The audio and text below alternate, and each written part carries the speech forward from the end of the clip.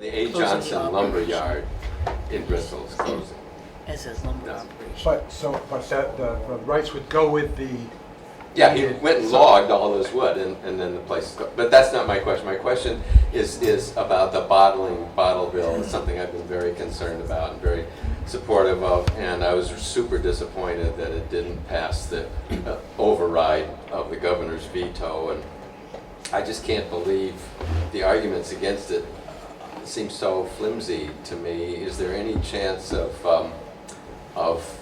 do we have to start from scratch in both houses, or what's the future there? Thanks, Dan.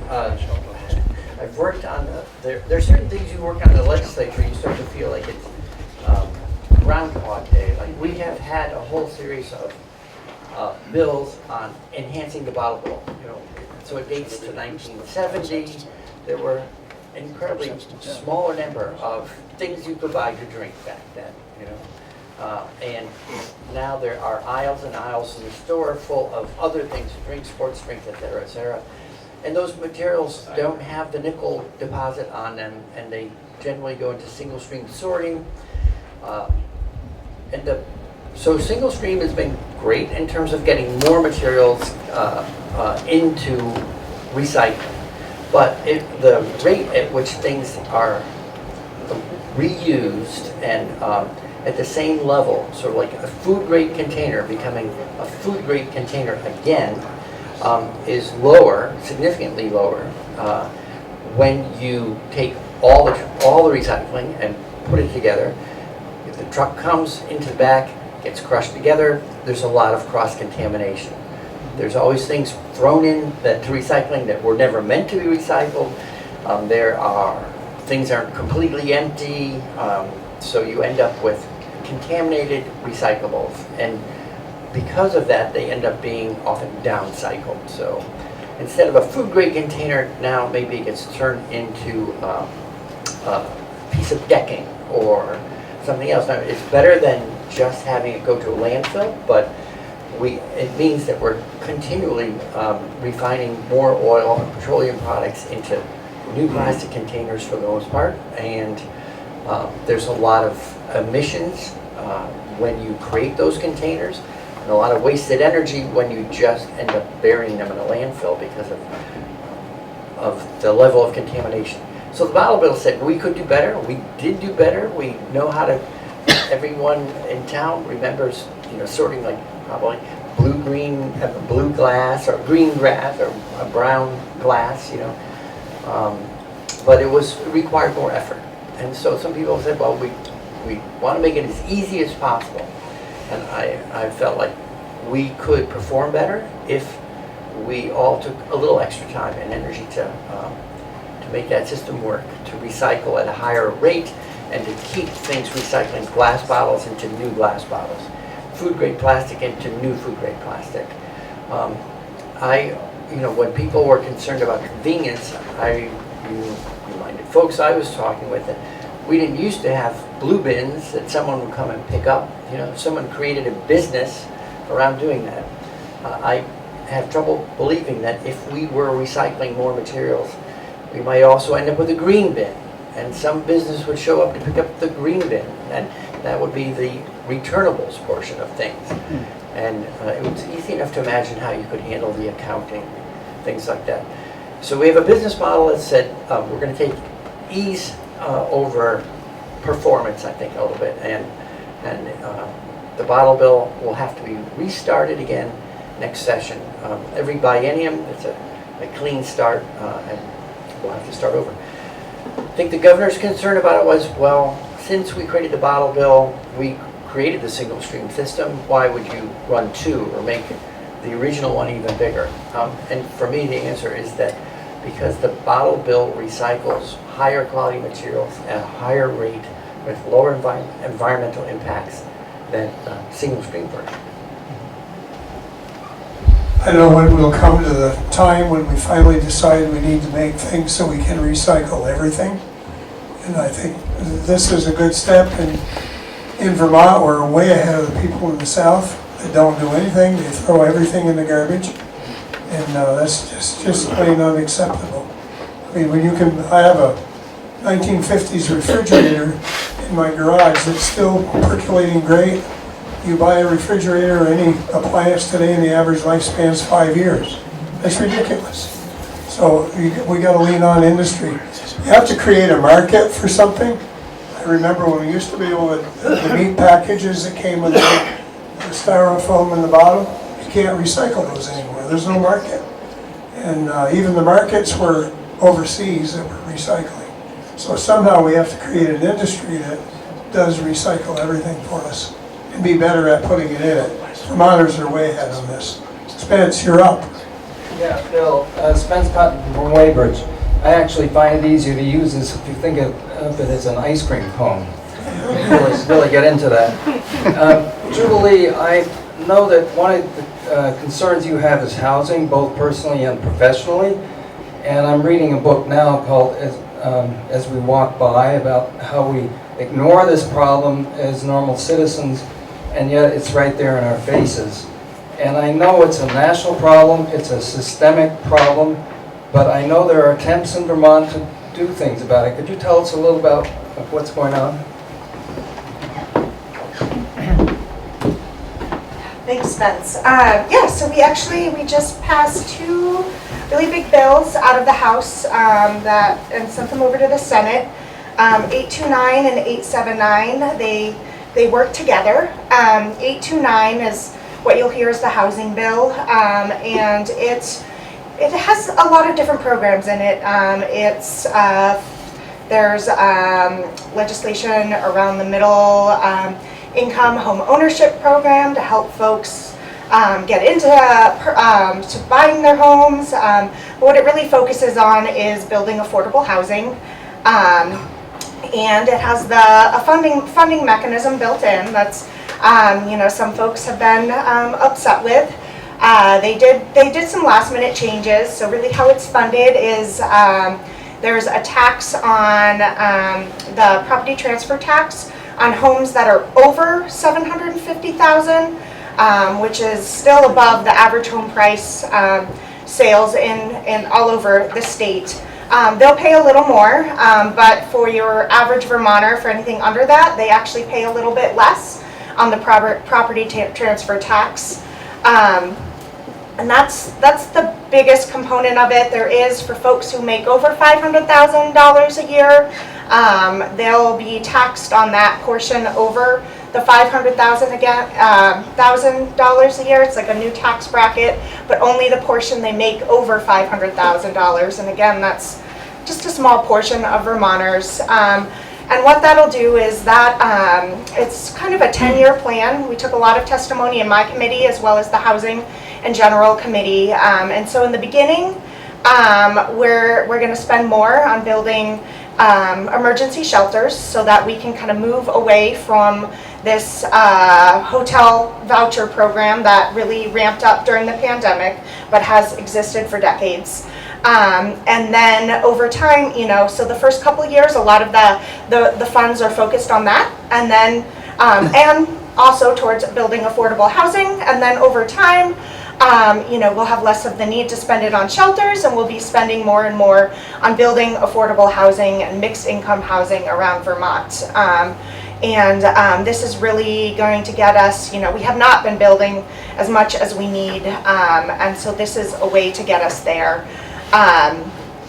And the nice thing about the kinds of affordable housing or shelters we've been building is once we hopefully get people into permanent housing situations, these types of non-congregate shelter, like the hotel, the motels where they've kind of bought them up and turned them into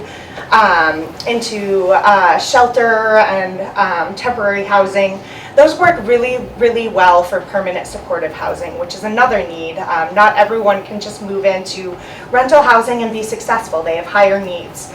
So this will also allow us to build that kind of other housing that we've really been missing in Vermont, like the permanent supportive housing and housing options for folks with developmental disabilities and things like that.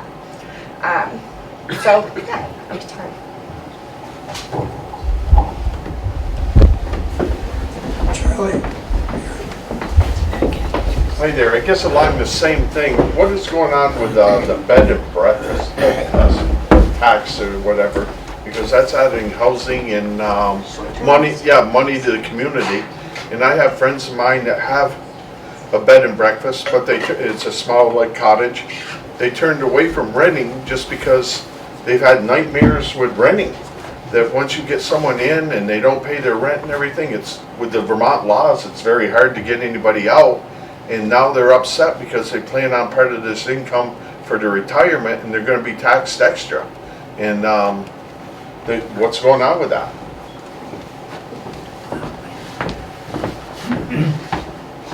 At this point in this year, nothing. There were some bills. I think our best guess is there's 12 to 14,000. It's a little different than a bed and Okay, wait, breakfast. I'm at Airbnb, they have Airbnb. Yeah, Sorry. Airbnb or short-term rentals, Yeah. because there's a few different. So nothing's happening this year. I know some towns and municipalities are choosing to bring their own legislation. There's 12 to 14,000 that have kind of been turned into these situations, which has exacerbated the rental housing shortage for sure. So there's a lot of conversation on how we balance that. You know, a lot of them are in ski towns where not a lot of people live anyways. So there's conversations on how we find that balance. I think there's a lot of support for, Vermonters who are using that as some extra income to get by. But there's a lot of concern because there are folks who are coming and don't even live here from out of state, kind of buying up these housing for Vermonters and turning them into these short-term rentals. So nothing is happening legislatively on it this year, but I know there are a lot of conversations on how we balance that and how we protect people who are also using them. I know there's been a large increase in consumer complaints about them. So it's really, a lot of conversations, but nothing. What about traveling nurses? Would that short-term rental, would that come under the same thing and you're providing a need for the community? Yeah, like I said, they're Yeah. nothing. They're there. Yeah, they're happening, and it's a conversation on how we there's absolutely a need for these kinds of places, but how we also balance that it's a huge portion of our rental. So there's been talks. I know some of the things have been floated are incentives for owners of short-term rentals to turn them back into long-term rentals. And so I think it's important to reach out to your legislators and share your thoughts, because right now it's really just a lot of ideas percolating, and we'll see. I expect there likely will be some action next year, but I'm not sure what that will look like yet. Yeah. Since we're talking about housing for people, and Julie used the word balance.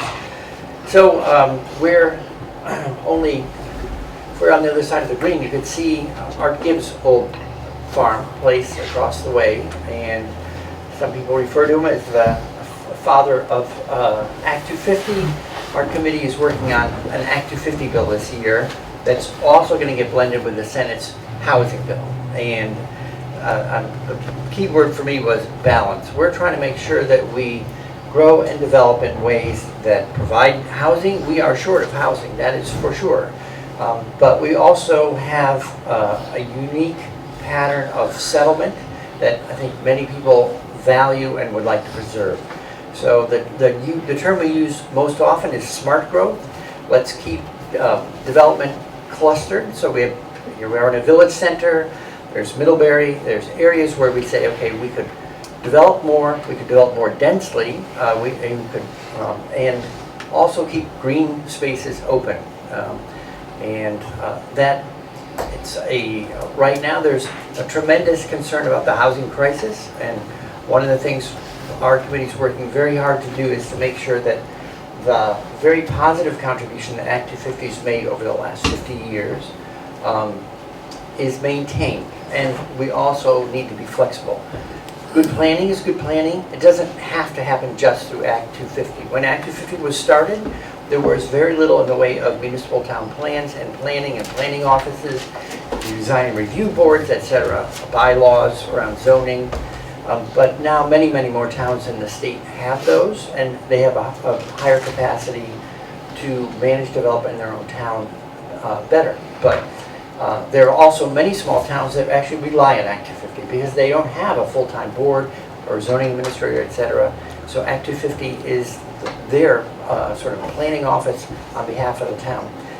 Anyway, back to the word balance. It's where like to keep the best of the planning tradition we have that's kept Vermont with its traditional settlement patterns, and also find ways to move forward on more housing. And so our real focus is on priority housing projects, which are include affordability.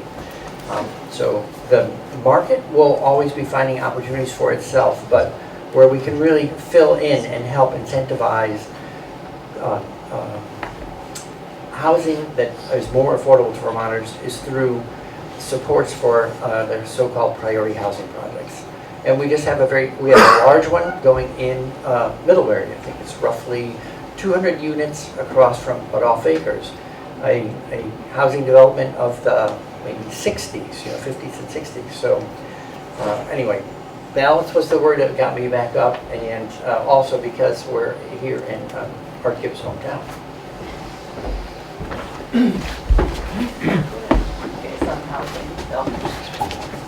Juliet, just yesterday I was talking to my neighbor, and she was telling me about some friends that are coming from Ohio. They are retired, and they found that Vermont would be the best place to retire. I agree. But they have qualified for affordable housing. And I'm like, they're from Ohio, and they're qualifying for our affordable housing. And that got me concerned. So I wonder if you could address the qualifications of those that are going to be in our affordable housing.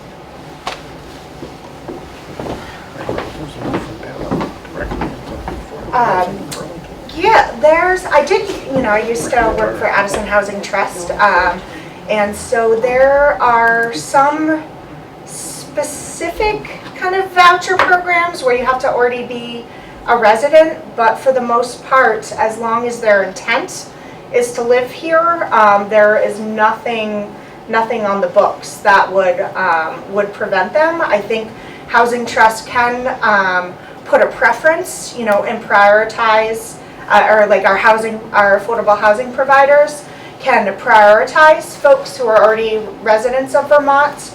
But I think it gets a little tricky, kind of outright, saying, oh, you're from here, you can't live here. I don't know.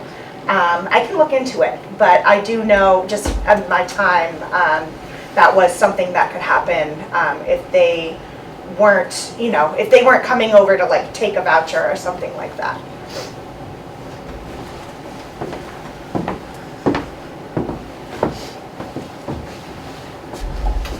Hi.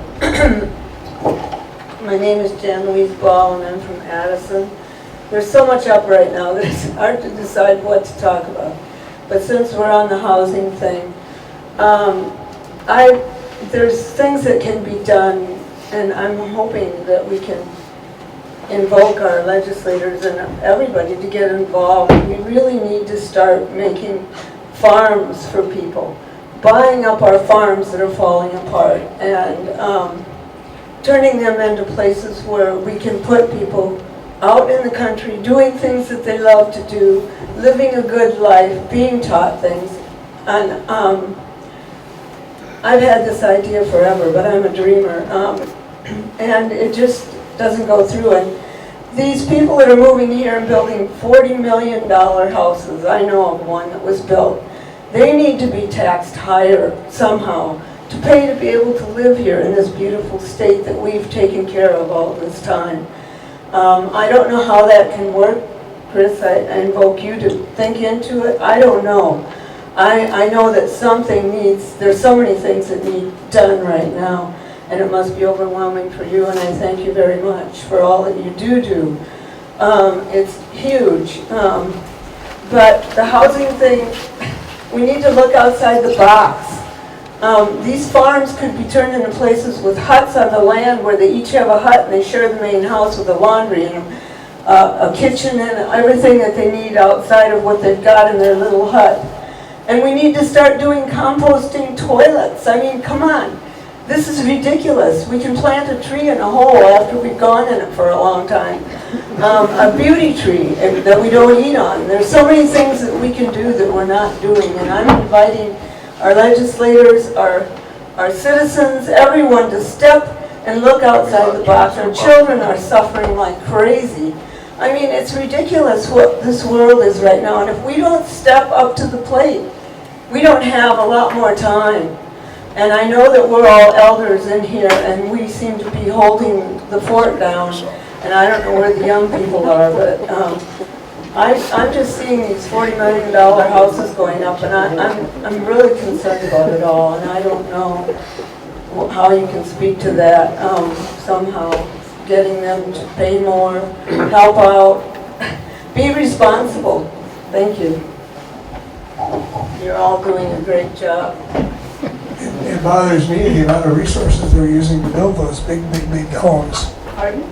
The amount of resources they're using to build those big homes. It's ridiculous. It's crazy. Next up. My name is Susan Davis. I'm from Weybridge. I've been in Addison County since 1956. In the last 40 or so, I've lived across from the Robert Collins. I don't know if they call it a land trust, but it's open land that when Bob was around, he used to keep it pastured. And we would see, the cows keeping the grasses down and the invasives away. And of course, we've been really hit by invasives the last 40 years. So once he died and it became, there was a little stage where they were trying to develop into housing and too much ledge and wetlands and whatever. So it became land trust land, which was just open, and immediately became parsnip, wild chervil, honeysuckle, bittersweet, buckthorn, and you name it. And my little 3 acres across the street, I was constantly trying to keep up with all the seeds that were blowing in and pulling out the parsnip and everything. And I was wondering, well, sure enough, this November, they did hire someone to go in there, the contractor who specializes in eradicating that sort of stuff. So what I'm getting back to the question is, what about when you have these logging wild, this devastated area, are there any stipulations in those guidelines or regulations that say you've got to do something about preventing all those invasives from overriding? Because I know myself, buckthorn's one of the earliest and honeysuckle earliest to flower out, and they can do wet, shade, hot, cold, whatever.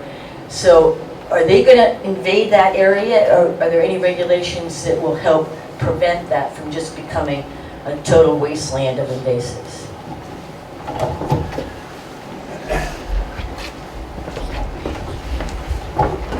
Always fun to come to legislative breakfast, and I'm always impressed with how many different things people have on their mind. So invasives, the land trust land in general, or land that the state holds in trust on behalf of Vermonters, we do have, you have to have an active stewardship plan. It's just sort of a forever wild, don't touch a thing. And invasives are, as you well know, a statewide, it's bigger than a statewide challenge. We're seeing climate change is changing our natural landscape at in the span of a lifetime, what we used to attribute to like geological time. That we're in there's an extensive book, The Sixth Great Extinction by Elizabeth Colbert, about the rate of loss of species, loss of plants, and then other things moving in part because the weather has shifted, and so things that didn't grow here now grow here, and they travel in on the wind, they travel in on migratory birds, all sorts of things. At any rate, when land goes into trust, there is always a stewardship plan. I used to be on the board of the Middlebury Area Land Trust, and we, for every property they would take on, just like VLT, Vermont Land Trust, there's always a stewardship plan.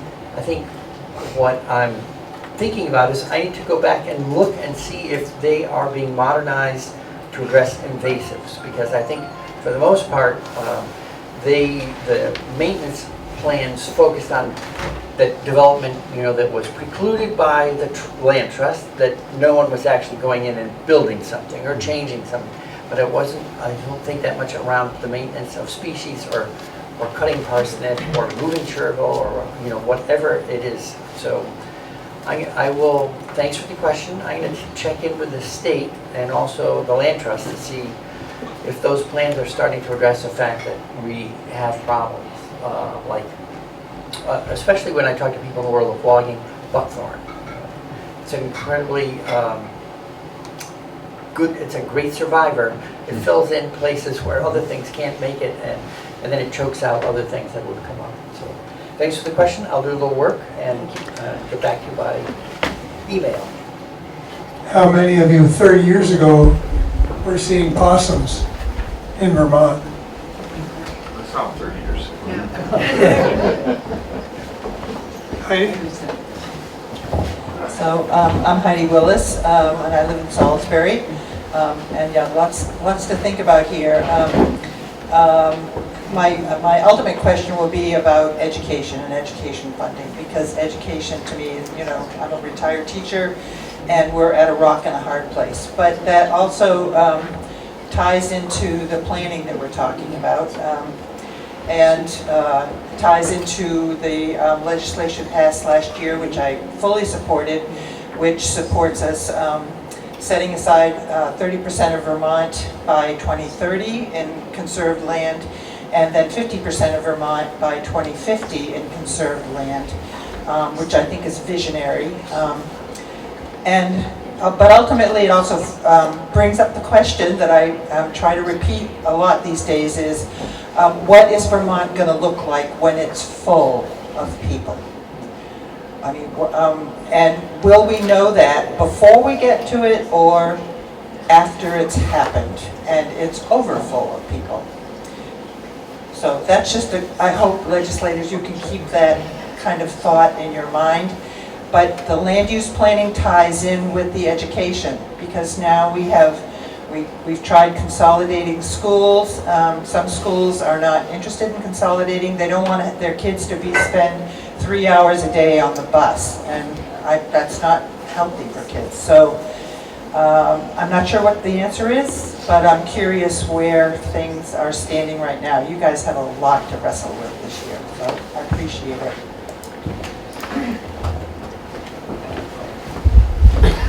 I'll just say something briefly, back to Act 250 and the planning that's going on. As we look at Act 250, aiming for the next, how to manage ourselves in a manner that is supportive of people and supportive of the natural environment. The work that's going on right now to revise Act 250 focuses on looking at the landscape and seeing what it is well suited for doing. So if it's good for growing crops, or it's good for forest land, or it's good as developed places for people to live, and then how do you support good planning around that? And I think the key thing is going to be that town by town, over and over again, we'll have an organized framework to hold in those conversations, because there are choices. It's not so much someone's going to show up with a good plan for us. The best plan will be the one that we sit down together and figure out together.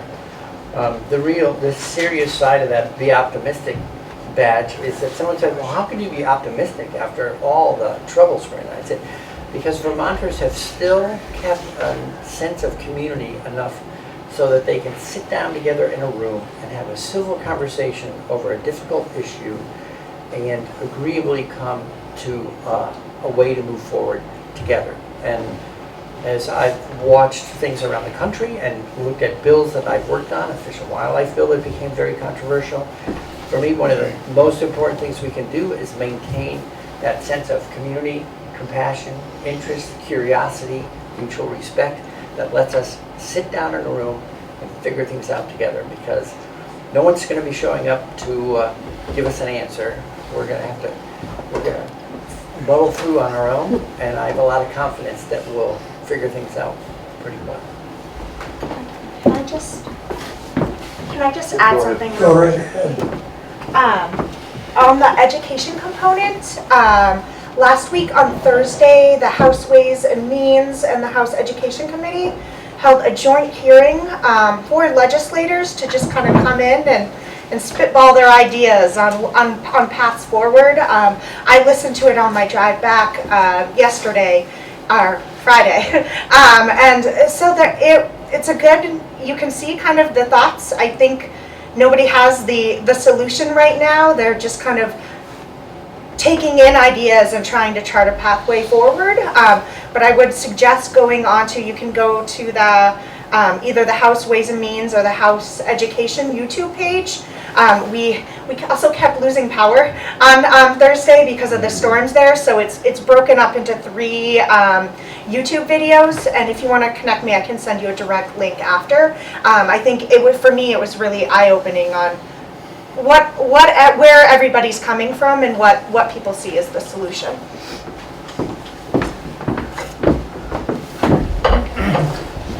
John Ball from Addison. My wife got up and spoke, and she started off by, there's so many issues on the table. I'd like to tackle one issue. It's going back to the first question, healthcare. And this is going to be, I'm kind of a little bit nervous about addressing this, but I feel I have to. I think it was Mark Twain said something like, it's far easier to con somebody than it is to convince them they've been conned. I have been conned, royally. When I was young, I grew up, this goes just before the polio vaccine came in, and I didn't have any vaccines. We heard about vaccines, polio came along, I got the polio vaccine like everybody else did, and thought it was marvelous. Folks, the vaccines are not marvelous. The medical business has been taken over, and it was early in the 1900s when that happened, when Rockefeller and Carnegie decided to invest some of their resources in getting petroleum products into medical products.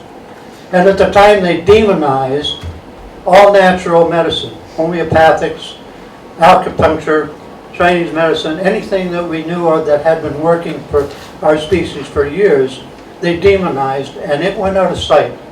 And now we believe in nothing but the medical paradigm where we poison people to heal them. We are quite literally living through an age of the great poisoning. Everything is poison. We talked about neonicotinoids, all the pesticides out there, everything in our air. Neonicotinoids are in our air, in our water. We can't get away from glyphosate. It's on every piece of wheat that is grown commercially now in this country. The great poisoning is upon us. I think we all need to take a hard look at the medical paradigm and realize how vicious and bad it really is. Most of the people in this country now, children especially, over 50%, have chronic diseases that never existed when I was young. Autism, it was something like 1 in 10,000 when I was a young person. Now, in California, I just heard the other day, it's up to 1 in 22 have autism. Folks, no wonder we have a problem. Everybody is going to be taking care of the injured people that the medical profession, the pharmaceutical companies have created. I'm on a rant. I probably go all over my time now. I hope I make a point. I would like all of us to take what I'm saying seriously and do our own investigation into this. Look about the healthcare situation before Rockefeller took over with his chemical poisoning. Look at what we could be doing if we went back to real, live, natural ways of healing. I probably overextended myself. I'll leave it at that. Folks, please look into it.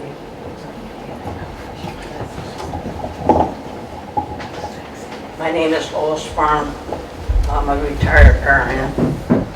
I grew up in Vermont back in the days where when I was a kid, 4 of my family had polio. We all had measles, mumps, chicken pox, whooping cough. Now, fortunately, most of those diseases we can take care of with vaccines. I am a strong supporter of vaccines. The whole mess about mercury in the vaccines and the things from England was a misnomer. I don't know how many of you have been watching the news lately, but in Florida and some other states, they now have epidemics of measles, all because kids did not have their vaccines.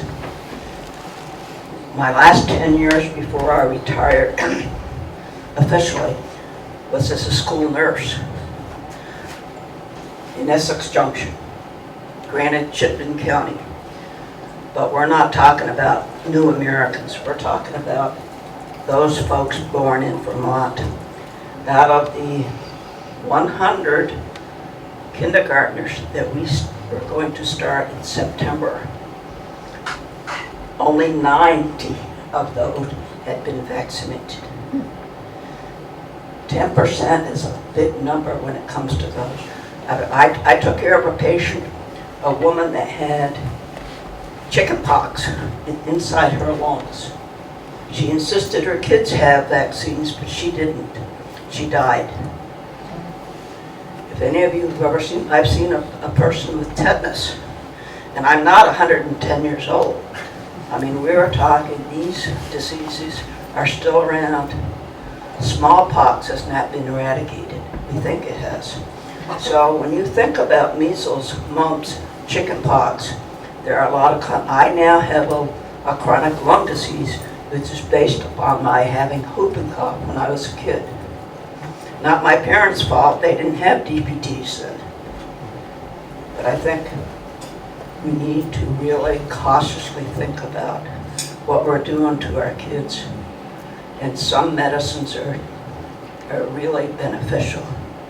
They are cures, they help us, and many of us would not be here today if it wasn't for a lot of those medicines. Thank you.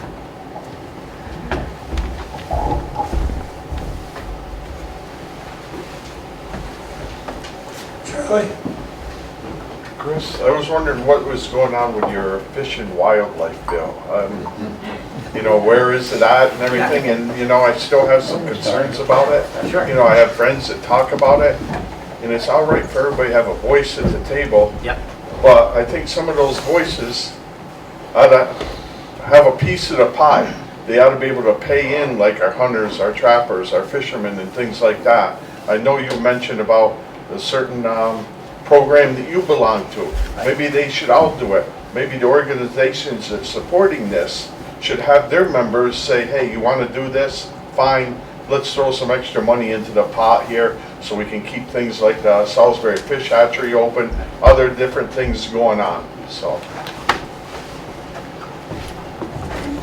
Thank you, Charlie. So I'll start with the good news in there that you mentioned at the end, Salisbury Fish Hatchery. So I've been working with the chair of institutions and appropriations to find funding to keep Salisbury open. So for some people, it's a well-known, valued resource. They grow trout, for instance, there that then get stocked into Vermont streams and rivers. And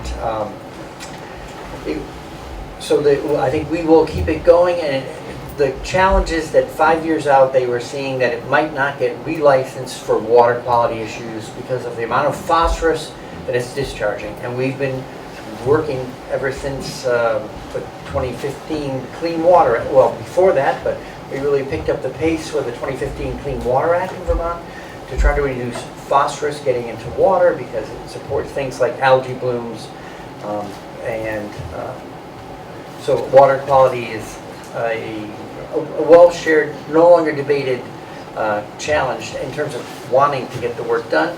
We have decades of work to do still, and that's because, unfortunately, there seems to be a theme of sort of a day of reckoning is sort of underneath here. Like we are seeing many things between PFAS, PCBs, polyaromatic hydrocarbons, that we could make a long list of things we've put into the environment. Phosphorus is one of them that are having negative consequences for health across the board. So the fish hatchery, I think, will be kept going, and also, but it's going to have to operate in a manner that also protects water quality. So that's one good thing. On Fish and Wildlife Board, so the shorthand is I put a bill in, it's called S-258. It looks at how we manage fish and wildlife in the state of Vermont. And it goes back to that we all own, it's in the Constitution. It is, wildlife is owned by no one person in Vermont because it's owned by everyone in Vermont. And that's all wildlife, not just game. So things for which there's a hunting or fishing season. And the board that manages that fish and wildlife is a very unusual board because they have the ability to write laws. In essence, they write rules, and rules have force of law. So it's 14 citizens, not elected, appointed by the governor, and they're writing laws around how wildlife is managed.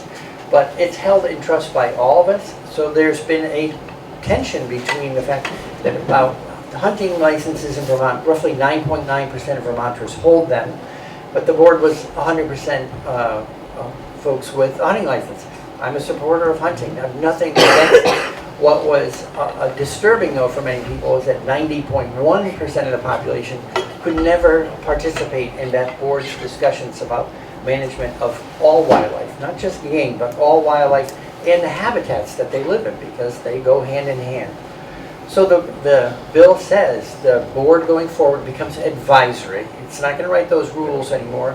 It's going to become like every other department in government, which will be the scientists in the Fish and Wildlife Department, lifelong biologists, etc. They'll write the rules. That's the norm. So science, not sentiment, has been the short phrase I've been using. It doesn't matter what you're for or against, we'll use the scientists to write scientifically based rules for how we manage wildlife. And then the board is, we, for the first time, set some criteria. We want people to know not just about fishing, hunting, or angling, but also we'd like them to know something about environmental science, ecosystems. So a bigger, broader view about how to keep all of these natural environments healthy. And that's what the reformulated board does. So Charlie mentioned the seat at the table. The point was that roughly 90.1% of people felt like, and in fact it was true, they did not have a seat at the table. So now we cast a broader net. We say anyone is invited to serve on that board. The governor still appoints 14 people, one per county. There'll be 2 new members, one appointed by House, one by Senate. So someone said, well, that's going to be 14-2 in the end. And the whole idea is it's not anything to any, it's not a one side versus the other. It'll be a board of 16 people with a knowledge, again, of hunting, fishing, trapping, etc., as well as environmental perspectives, wildlife biology. And the idea is that as a community that owns all this wildlife in trust, we should manage it in the same manner. The other piece of the bill, there were many compromises that, I came home, listened every weekend, when we were back, we adjusted the bill. The last version of the bill also includes one other provision, and that is the end of coyote hunting using hounds. They are still, there's an open season on them, 365 days a year. The past commissioner said the biggest reason to keep an open season on coyotes is because if they are hunted 365 days a year, they become wary of people and they stay away from people, or tend to, and that minimizes the conflicts. But there is no relationship between hunting and trapping and the number of coyotes out there. Fish and Wildlife Department has ample data. I'd be happy to share it with people. What really, they are a self-maintaining population depending on their prey levels. And for the most part, they're eating many small things, field mice, voles, etc. yes, once in a while, they might take a calf or a fawn, and that's sort of the complete reality of that natural world. But they maintain their balance based on what they have to eat, and it's roughly 6,000 to 9,000 in Vermont. So hunting, fishing, trapping them doesn't manage their numbers. If they're under pressure from hunting, they'll have a larger litter in the next spring in order to help themselves rebound. And so that's it. No more running down coyotes using hounds, and making the board a more democratic board, so that it looks more like the Vermont that it that owns and shares all that wildlife together. Thank you, Chris. We have one more question. Charlie, you have that question? Yeah, I guess I'd just like to say thank you, Chris, for always showing up to our legislative breakfasts. If it wasn't for you, we wouldn't have a voice from the State House here. And I guess I'm a little disappointed in the turnout that's always come out here for this past year. This has been something going on for over 40 years. We always had them on Monday mornings. We tried a Saturday. Maybe we'll go back and try a Saturday. But then I think the lady over here said that, Mondays might be family days or something. Well, Saturdays are family days too. There's never no good day, but it's been part of history, but maybe we need to look to adapt a little bit. But also our legislatures, need to come to our different towns too. Thank you, Chris, for coming. Yep. I'm real disappointed with our legislatures who, not any of them hardly come. You're the first time I've seen you. Thank you for coming. I have a young family, I have to work. So. Yeah, I know we all do, but yeah. But anyways, I just want to thank Chris, and let's keep this history going and see what we can do to work together and move this forward. I think most of us here feel that it's part of the legislative job to meet with people like us. And if we can go to a Saturday or two next time, we'll try it. Thank you very much for coming. Thank the legislators very much. Nice to see you. Take care and have a good Thursday.